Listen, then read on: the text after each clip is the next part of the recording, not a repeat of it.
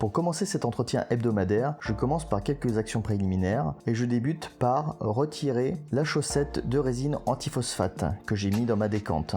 Ensuite, je vais débrancher électriquement. D'habitude, j'appuie carrément sur le bouton de l'interrupteur de la prise, mais là, pour les besoins de la vidéo, je conserve uniquement l'éclairage.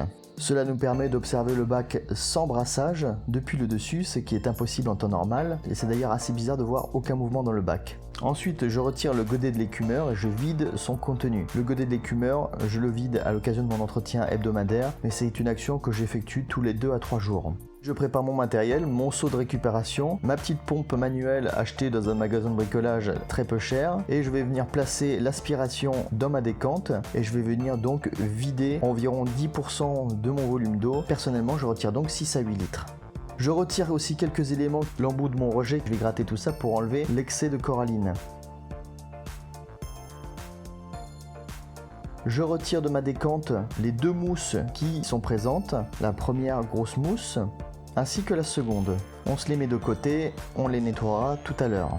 Là, cette semaine, je vais retirer ma pompe de remontée et je vais faire un petit check, je vais la nettoyer. En fait, périodiquement, je nettoie pas tout en même temps. Généralement, un coup, je nettoie la pompe de remontée, un coup, je vais nettoyer l'écumeur et un autre coup, je vais nettoyer la pompe de brassage et ainsi de suite comme ça. On fait un petit tour par mon osmoseur qui est tout le temps mis à demeure dans ma petite salle de bain personnelle. Donc, je l'ai suspendu avec les moyens du bord. C'est un osmoseur 4 étages, vous pouvez voir une vidéo de présentation dans le lien qui s'affiche en haut à droite. Donc là, ici, je vous montre le petit raccord qui va bien parce que tous les osmoseurs ont forcément besoin d'un raccord spécifique pour pouvoir se brancher à votre système. Là, le tuyau noir, c'est l'eau de rejet et le tuyau blanc, c'est mon eau osmosée que je récupère dans un bidon spécialement prévu à cet effet. Pour rappel, moi c'est un osmoseur de chez Optima à 100 GPD. On peut voir la pression en barre qui est affichée. En termes de temps, je sors 10 litres d'eau osmosée en 40 minutes. Et parallèlement, pour 10 litres d'eau osmosée, j'ai environ 15 à 20 litres d'eau de rejet. Ici, je vous montre ma cartouche de déionisation. C'est de la résine qui permet d'avoir une eau encore plus pure qu'avec un osmoseur classique. Et là, vous pouvez constater la différence de coloration. Et ça vous montre tout simplement à quel niveau d'autonomie se trouve la résine. Quand elle sera complètement décolorée, il faudra que je change ma cartouche. Allez, on se retrouve donc dans ma cuisine et on va se débarrasser de l'eau usagée et on va préparer de l'eau salée ensemble. Vous pouvez voir en arrière-plan que j'ai préparé un bidon d'eau osmosée que j'ai mis au bain-marie de manière à pouvoir le faire remonter à la bonne température, que ma préparation d'eau de mer que je vais ajouter dans mon bac soit à peu près la même température que l'eau de mon bac. Pendant que mon eau osmosée remonte en température, car au moment où je tourne la vidéo, il y en avait besoin, je vais m'occuper des petits éléments que j'ai retirés et là en l'occurrence, vous voyez ma petite buse de rejet, mais je vais gratter pour enlever tout ce qui est coralline en excès. Alors là, je gratte avec un couteau. On peut aussi faire baigner ça dans du vinaigre blanc, ça part très très bien. Donc j'essore les mousses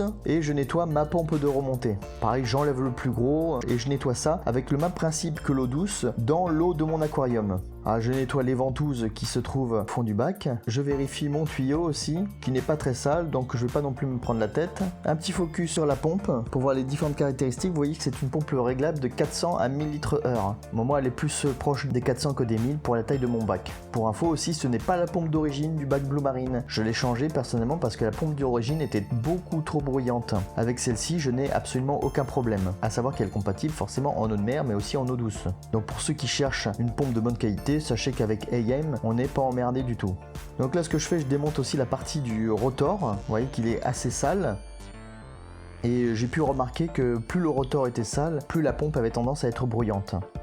Allez, maintenant je vais préparer mon eau salée. Donc pour ce faire, je vide mon bidon d'eau osmosée qui a été mis à température. Je prévois toujours une quantité d'eau de recomplètement supérieure à l'eau que j'ai retirée pour compenser l'évaporation des derniers jours. Ainsi, si j'ai retiré 7 litres, généralement je prépare 8 litres d'eau salée.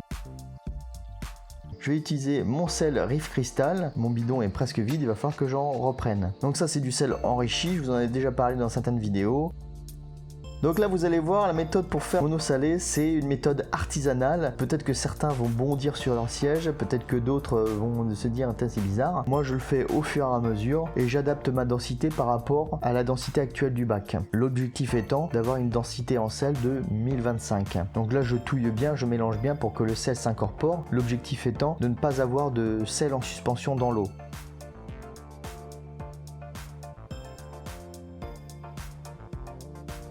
pour mesurer ma densité, j'utilise un densimètre manuel. Certains n'en sont pas très fans, mais en tout cas pour moi, il n'y a aucun problème, ça a toujours bien marché. Et je rajoute du sel jusqu'à obtenir la densité souhaitée. Donc c'est une opération dans les conditions du direct qui me prend environ une dizaine de minutes. J'arrive entre 1024 et 1025, c'est la densité que je recherchais, donc c'est bon. Je laisse quelques instants reposer mon eau et c'est parti. Il est maintenant temps de recompléter l'eau de mon bac. Ce que je fais, peut-être que vous ne voyez pas très bien en fin de compte, là je réutilise la même méthode, c'est-à-dire je surélève mon seau au-dessus du bac et à l'aide de ma petite pompe manuelle de tout à l'heure, je fais l'effet inverse. Ça c'est une vidéo qui date un petit peu et vous avez pu voir dans une de mes précédentes vidéos comment j'effectue mes changements d'eau, que maintenant j'utilise une méthode un peu différente qui me permet d'éviter de me casser le dos et d'éviter les éclaboussures et d'en mettre un petit peu partout par des méthodes un peu périlleuses comme celle-ci. Mon remplissage est terminé, il est temps de rebrancher les différents éléments, pompe de remontée, pompe de brassage, écumeur. Tout est rebranché, maintenant je fais les vitres. Là j'avoue pour cette vidéo, en fin de compte d'habitude je fais les vitres avant le changement d'eau, là j'avais oublié de le faire, c'est pas grave, je le fais après. Donc j'utilise ma brosse.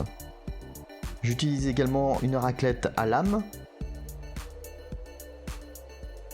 Je termine avec du perlon pour aller dans des endroits inaccessibles avec la raclette, notamment dans les angles arrondis et sur les parties supérieures.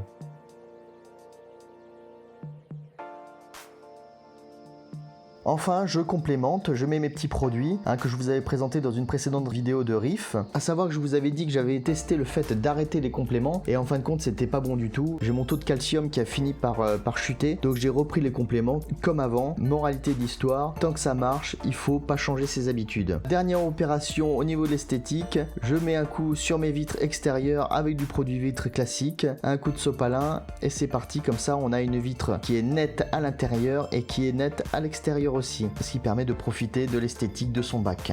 Voilà, cette vidéo d'entretien de mon aquarium marin est terminée, j'espère que ça vous aura plu, j'espère que ceux qui veulent se mettre au récifal, ça leur a apporté des éléments. Vous voyez que c'est pas plus contraignant peut-être qu'un aquarium de gros volume, ça demande certes un petit peu plus de temps qu'un aquarium classique d'eau douce, mais ce n'est pas très compliqué non plus. Si cette vidéo vous a plu, n'hésitez pas à mettre un pouce bleu, à vous abonner, un petit tour sur Tipeee, ça fait toujours plaisir. Je vous dis à la prochaine, allez ciao, et n'oubliez pas en attendant, restez zen.